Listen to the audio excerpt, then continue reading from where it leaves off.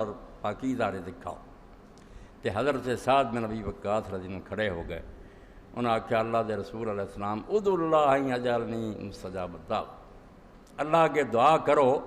بے مینوں اللہ تعالیٰ انہاں لوگاں چوں کر دے جنہاں دی دعاواں قبول ہوندی ہیں، مستجاب الدعوۃ کر دے اللہ، جو رب کو میں منگا اللہ دے۔ تو اللہ دے رسول علیہ السلام نے فرمایا سعد اطب مطعمک تکن مستجاب الدعوۃ، اپنی روزی حلال کر لا،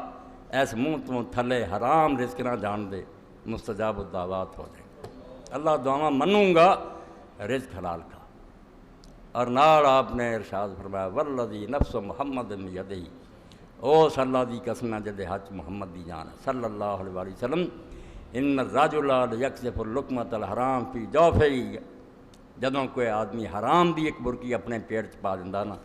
لم یتقبل منہ 40 یوما، 40 دن اللہ کہہ دیندا بے دی دعا ہونا کوئی سنے، 40 دن دی کوئی دعا نہیں قبول کرنی، حرام رزق، میری شریعت دی پامالی اور دین دی مٹی پلید کر کے میرے کو دعا منگدا پھر رہا۔ تو فرمایا جس خدا دے ہاتھ محمد دی جان ہے صلی اللہ علیہ وسلم، اس خدا دی قسم کھا کے میں تمہیں دسنا کہ جدوں آدمی لقمہ حرام پیٹ چ پا دیندا 40 دن اللہ تعالیٰ دی دعا قبول نہیں فرما۔ وَأَيُّمَّا عَبْدٍ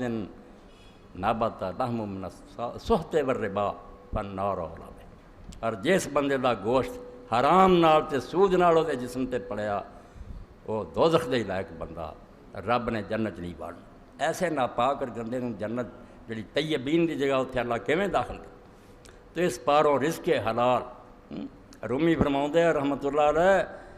کہ سوز و رکت زائد از رزق حلال، تسی آندے نمازاں دا سواد کوئی نہیں آوندا، رونا نہیں آوندا، کوئی سوز و گداد نہیں پیدا بندا، کدے نہ پیدا ہو؟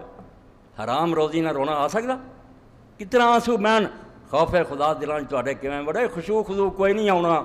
سوز اور رکت پیدا ہونی جدوں اس کے حلال کھاؤ۔ اس تو اللہ دے رسول علیہ السلام فرمایا سعد تو بڑی گل دا مطالبہ کیتا کہ اللہ کے دعا کرو اللہ مینوں مستجاب الدعویٰ کر دے، نسخہ تینوں دستا کہ اپنا رزق حلال کر لا، مستجاب الدعویٰ ہو جائے۔ تو اس سلسلے 2-4 دعاواں